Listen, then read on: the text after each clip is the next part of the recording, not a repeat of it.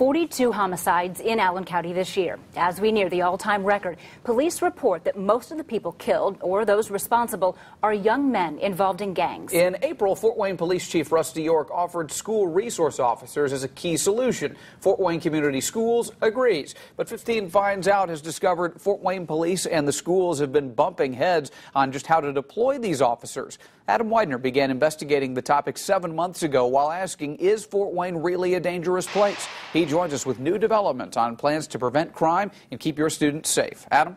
Well, the ultimate goal is building a greater respect in students toward the law and police. 7 months ago, Chief York told me he had plans to move school resource officers from Fort Wayne high schools to middle schools. It was a crime and gang prevention tactic to reach kids at an earlier age. Although the state's largest school district also wants officers in the middle schools, the plan was put on hold, arranging a new one. They hope will eventually get officers in all 11 middle schools. A lot of the problems that we have is getting people to tell us what's going on. This is our whole city's concern. One major roadblock to solving homicides and preventing violence: people refusing to cooperate with police. Officials in the schools and law enforcement agree resource officers are essential to solving that problem. Back in April, here's what Police Chief Rusty York said about his officers in FWCS. We're considering, and probably will, focus those officers more to middle schools next year instead of the high schools.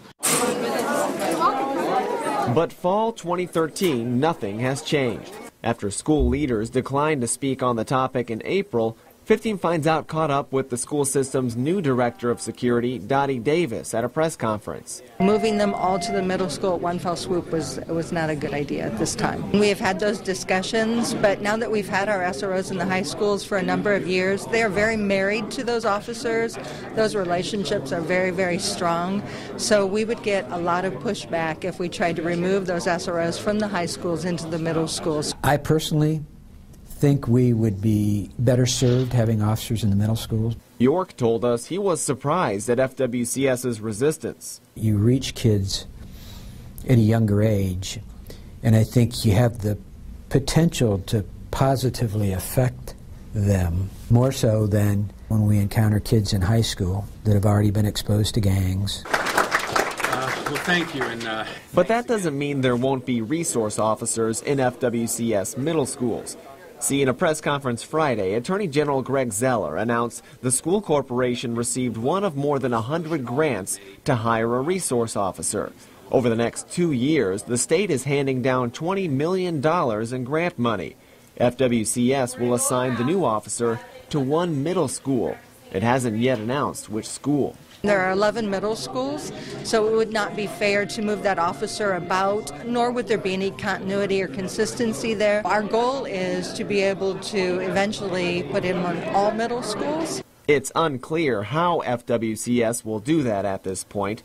Although the tactics may be different than the chief's preference, it's a plan which ultimately aims to proactively combat the rising violence in Fort Wayne, which starts by building the trust of young people.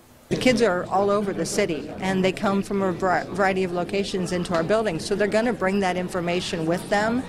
They're good eyes and ears, so by having that SRO in there, getting that relationship built, we might be able to get more information and prevent other things from happening. We might be able to solve some crimes and working cooperatively with law enforcement. FWCS currently has a resource officer in each of its 5 high schools and one who roams between the elementary and middle schools. The new resource officer has to be placed in the Fort Wayne Middle School by the end of January. Live in Studio 15, Adam Widener, News Channel 15. As part of our investigative series, Is Fort Wayne Really a Dangerous Place?, 15 Finds Out caught up with Allen County Sheriff Ken Freeze. This is the first time he has spoken to our cameras about the disturbing trend.